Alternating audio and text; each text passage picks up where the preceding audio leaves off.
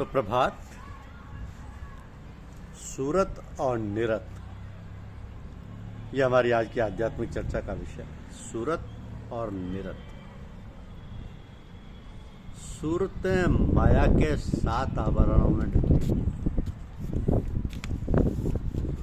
इसलिए सत्पुरुष अति दया करके नर रूप धारण करके सूरतों को चेता करके पुनः सतलोक में वापस लाते हैं। जब सत्पुरुष सूरतों को चेताने के लिए नर रूप धारण करते हैं तो उन सत्पुरुषों को ही सतगुरु कहते हैं।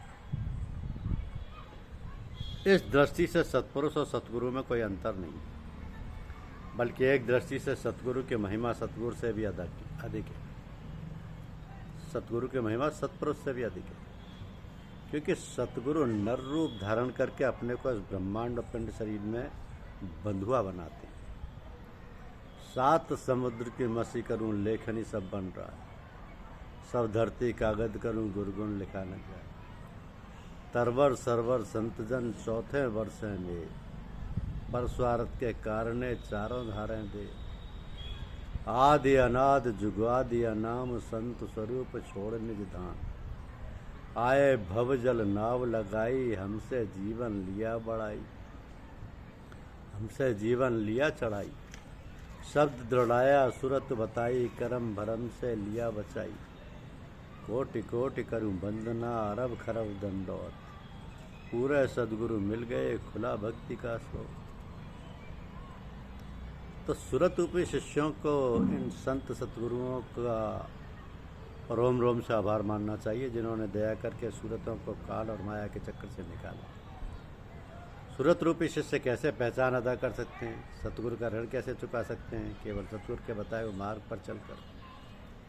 सूरत शब्द योग की कमाई करके सतपुरुष के चरण कमलों में पहुंचकर उनके चरण कमलों में लिपटे रहना। फिर तो सतपुरुष सूरतों के चौथे पद में लवलीन कर देते। चौथे पद में सूरत ध्वनि और प्रकाश में विलीन हो जाती है। सूरत सतपुरुष में समा जाती है।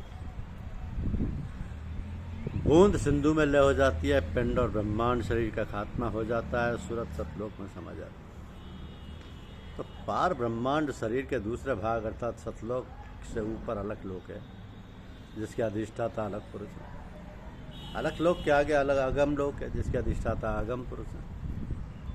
इसके ऊपर अनामी धाम, जिसके अधिष्ठाता अनामी पुरुष है। इसके ऊपर अनामी धाम, जिसके अधिष्ठाता अनामी पुरुष है, जो पार ब्रह्मांड की चोटी पर है। सूरत तो चौथे पद यानी सतलोक में विलीन हो जाती है। मनुष्य के पिंड शरीर के ऊपर ब्रह्मांड शरीर, भूमध्य चक्र, पिंड शरीर एवं ब्रह्मांड शरीर का संधि स्थल है। दूसरे शब्दों में पिंड शरीर से अपनी चैतन्य शक्ति को ऊपर ब्रह्मांड शरीर में ले जाने के लिए भूमध्य चक्र प्रवेश द्वार है। इसके कई नाम हैं। भूमध्य चक्र, तीसरा तिलशव नेत्र, रुद्राक्ष, आंजना चक्र, ब्रह्मांड शरीर का प्रवेश द्वार। इसके ऊपर सहस्त्र दल कमल चक्र है।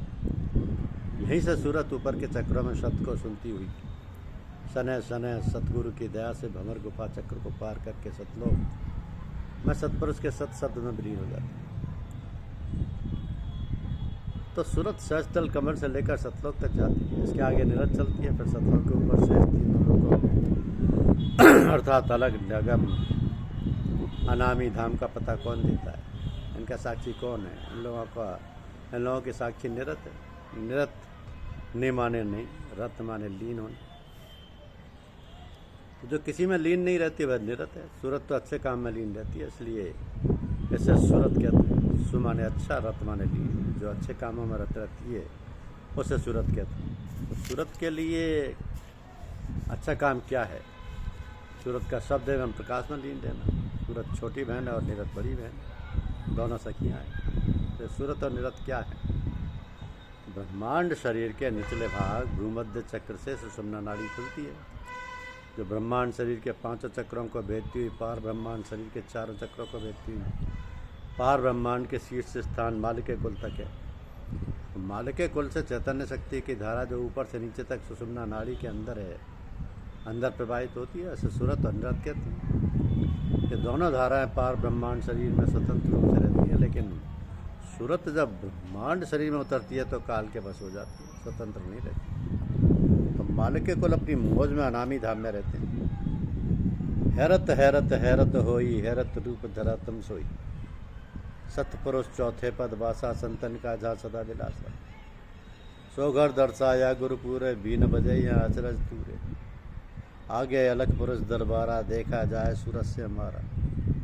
तिस पर अगम लोक है किनारा, संत सुरत कोई करत बिहारा। सब संतों की सूरत इन अलग अगम अनामी लोकों में नहीं पहुंचती। मालिक के कुल तक हर संत नहीं आते। संतों का विश्राम स्थल सतलोक अथवा 14 पद ही। तो सतलोक में अनामी पुरुष ने अपने को ध्वनि और प्रकाश के रूप में प्रकट किया। सतलोक में सतपुरुष शब्द आया, शब्द और प्रकाश के रूप में विराजमान है। सतलोक में काल और माया का वास नहीं। इसी स्थान से संत अवतरित होते हैं। और ध्यान देने योग समझने की बात यह है कि संत सतगुरु और सतपुरुष जीवों को पिया से मिलाने की युक्ति बतलाते हैं। पिया चौथे पद से ऊंचे लोगों में निवास करते हैं। सतलोक में पिया नहीं रहते, लेकिन चूंकि संत सतगुरु जीवात्मा अर्थात सूरतों को पिया से मिलाते हैं, इसलिए संत सतगुरु की महिमा अधिक है। क्योंकि गुरु गोविंद दो खड़े काके लागू पाए, बलिहारी गुरु आपने गोविंद दिया होता है। सतलोक के ध्वनि से सूरत निकलती है और भंवर गुफा चक्कर से ब्रह्मांड शरीर के 5 चक्रों को हरकत देती हुई ब्रह्मांडी मन को हरकत मिलाती है और पिंड शरीर में पिंडी मन को गति मिलाती है। तत्पश्चात 10 इंद्रियां हरकत में आ जाती है। ये सूरत का अवतार है। अवतार का अंतर्मुखी से बाहरमुखी होना, ऐसे सूरत का अवरोह कहते हैं। जब सूरत नीचे के चक्रों से ऊपर के चक्रों की ओर चढ़ती है तब उसे सूरत का आरोह कहते हैं। तो सतलोक यानी चौथा पद के सतपुरुष के ध्वन्यात्मक शब्द से सूरत का प्रभाव सुषुम्ना नाड़ी के अंतर में पार ब्रह्मांड शरीर से ब्रह्मांड शरीर होता है।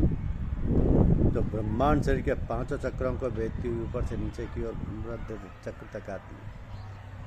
ये सूरत दिखलाई नहीं पड़ती, जैसे बिजली नहीं दिखलाई पड़ती। बिजली तार के सहारे चलती है पर दिखलाई नहीं पड़ती। ये चैतन्य शक्ति की धारा, ये पार ब्रह्मांड शरीर के मध्य सतलोक के अधिष्ठाता पुरुष के ध्वन्यात्मक शब्द रूपी सत्ता से निकलती है और ब्रह्मांड शरीर यानी सूक्ष्म शरीर के निचले हिस्से में सहस्त्रदल कमल तक जाती है। तो ये सूरत पार ब्रह्मांड शरीर में सतपुरुष के अधीन रहती है, जहाँ न काल है, न माया, न आवागमन है और न काल पुरुष की गति है। न सतलोक में काल पुरुष की सृष्टि है, न वहाँ सूर्य है, न चांद, न धरती, न पंचतत्व, न सुख, न दुख, न स्थूल शरीर, न मन, बुद्धि, चित्त, अहंकार, न सतोगुण, न तमोगुण को देखती है। तो मालूम हो कि सूरत किसी की पूजा नहीं करती।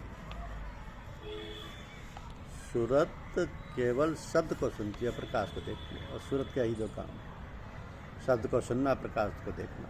सूरत का और कोई काम नहीं। इस प्रकार सहस्त्रदल कमल चक्र से लेकर सतलोक तक सूरत शब्द और प्रकाश की साक्षी है। सतलोक में सूरत सतनाम या सत शब्द में समा जाती है। सतलोक से ऊपर अलग लोक, अगम लोक, अनामी धाम के लोकों में जो सत्ता है उसका साक्षी कौन है? उसका साक्षी निरत है। तो तन थिर, मन थिर, वचन थिर, सूरत निरत थिर हो। कह कबीर एक पलक को कल्प न पावे सो। सतलोक से ऊपर अलख लोक, अगम लोक, अनामी धाम के लोकों में जो सत्ता है उसका साक्षी निरत है। शब्द को सुनना, प्रकाश को देखना, सूरत का और कोई काम नहीं। इस प्रकार सहस्त्रदल कमल से लेकर सतलोक तक सूरत शब्द व प्रकाश का साक्षी है। सतलोक में सूरत सतनाम या सत शब्द में समा जाती है। तो सतलोक से ऊपर अलख लोक, अगम लोक, अनामी धाम के लोकों में जो सत्ता है उसका साक्षी निरत है। तन थिर, मन थिर, वचन थिर, सूरत निरत थिर हो। कह कबीर एक पलक को कल्प न पावे।